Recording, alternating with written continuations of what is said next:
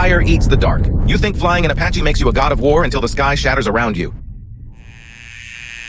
Let's rewind. This is rookie Dave, 12 hours earlier. He thought the AH-64 was just a cool machine. He was dead wrong.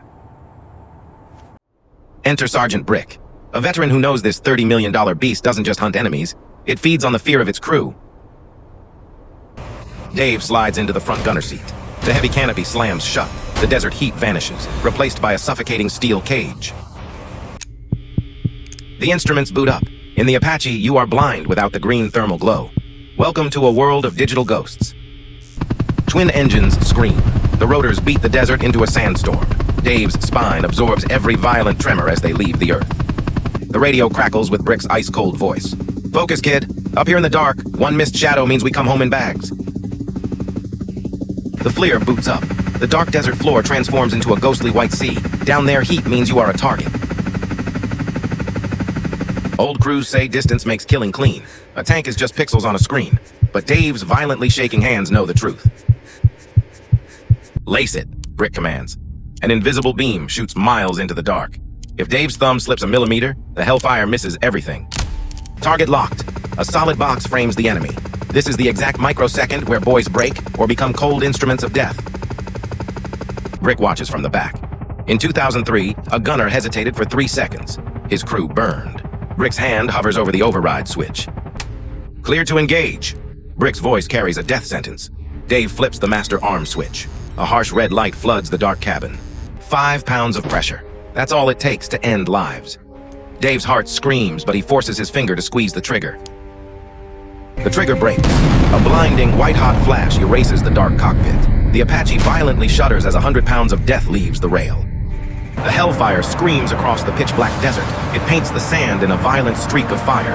There is no taking this back. 7 seconds. Time slows to a crawl. Dave stares at the glowing green screen, completely paralyzed by the unstoppable sequence he just started. The world erupts. The target vanishes in a blooming thermal fireball of pure kinetic energy. A silent, deadly blossom on the digital display. The reality crushes his chest. Dave gasps, his hands violently flying off the weapon controls. The adrenaline crashes, leaving only horror behind. From the backseat, Brick watches the boy break. He doesn't yell. War doesn't care if you cry. You either absorb it or die. The intercom cracks like a whip. Breathe, Dave! Put your hands back on the grips! The night is far from over! Dave grips the controls. Every shadow below looks like a threat. He isn't hunting anymore. He is surviving. Suddenly, a high-pitched alarm shatters the dark. The radar warning receiver flashes red. A solid tone. The hunter just became the hunted. Flares, now! Brick roars. No time for fear. If Dave's thumb doesn't hit that switch, they turn into falling ash. Muscle memory takes over. Dave's hand slams the countermeasures panel. He doesn't think. Survival strips away everything else. Burning magnesium shoots from the Apache's tail. Brilliant white sparks flood the pitch-black sky, painting the desert in frantic, blinding light.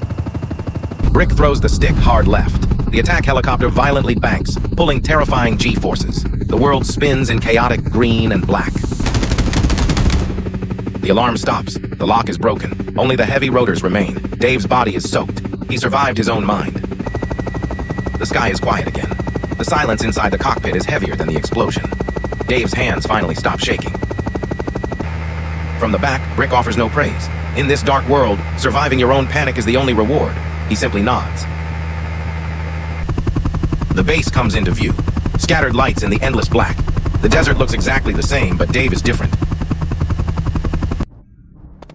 His boots hit the tarmac. They feel like lead. The desert air is freezing, but his flight suit is soaked in sweat.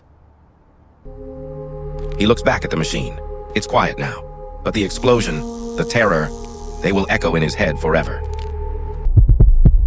War is not a video game. There are no respawns out here, only the survivors and the ghosts they carry with them.